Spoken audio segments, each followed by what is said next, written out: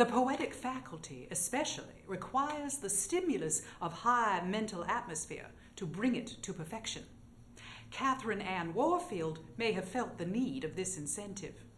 She was the daughter of Major Nathaniel Ware, formerly Secretary of State of the Mississippi Territory.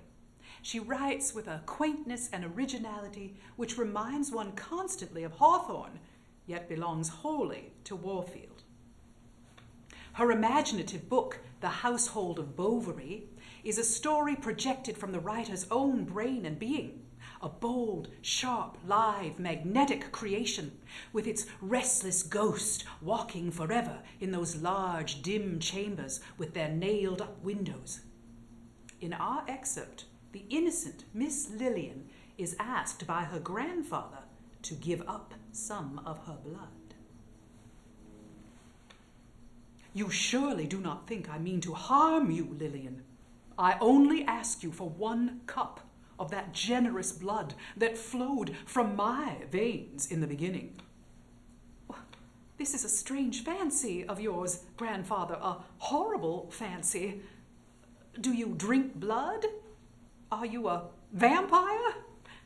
I tried to smile, but shuddered in the attempt. I must not seem afraid, I thought, for if this be mania, such evidence would increase it. Hear me dispassionately, he said. Then decide as you will. I ask your assistance in the preparation of a remedy on which my feeble life depends.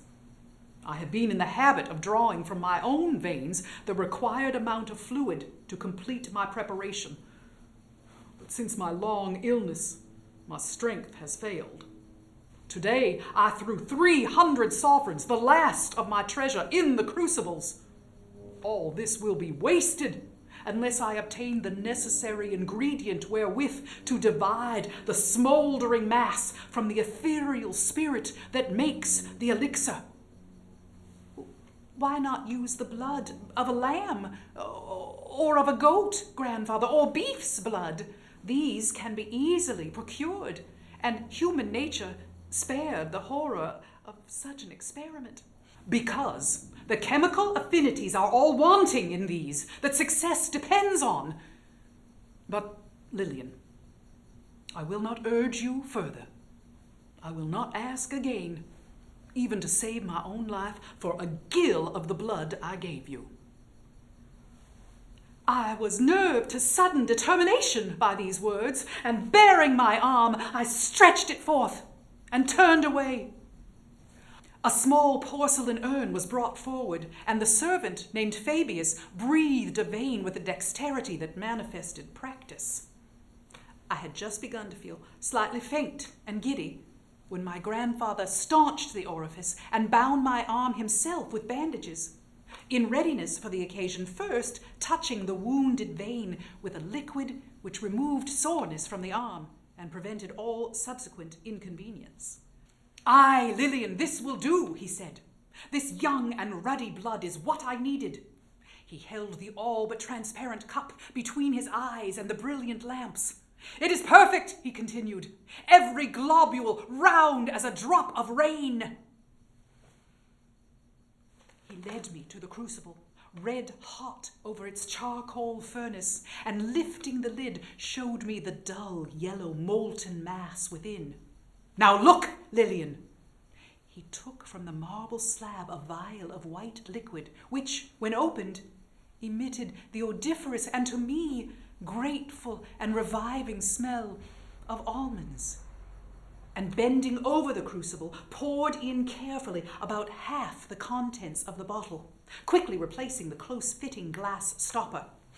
Instantly, the seething mass stood still.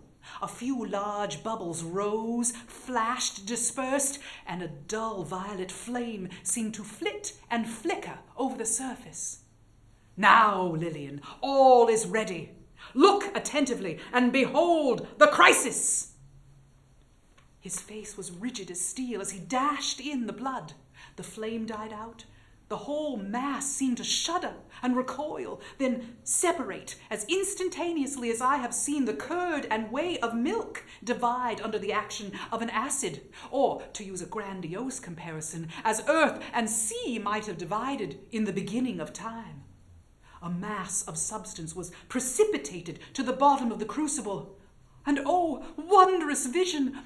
In the clear amber-colored fluid above, myriads of tiny serpents of flashing light seemed gliding, quivering, coiling in ring after ring, and springing in spiral movements to the surface.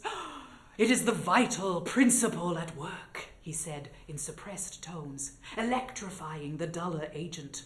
"The combination will be more than usually perfect. The blood of genius works well. Fabius, extinguish the fires." His voice was low and husky. He spoke no more until this was done.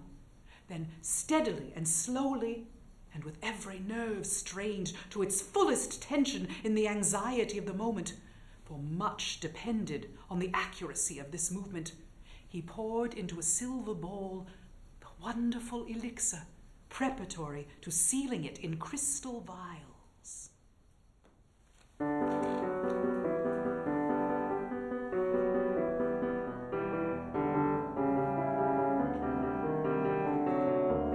Haste, O beloved, haste, the true and hour steal by. In thy dear presence live surcease of pain. On tireless wings I conjure thee to fly, then all the world will blossom sweet again.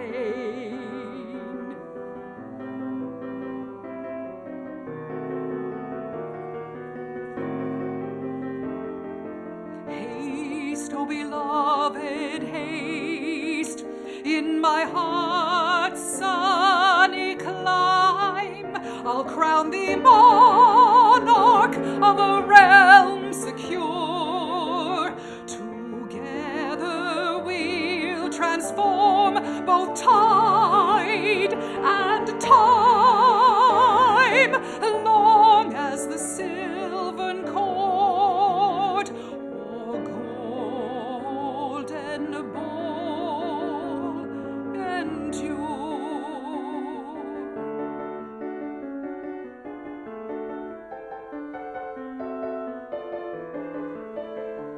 Haste, O beloved, haste, earth links thy soul with mine, life's sad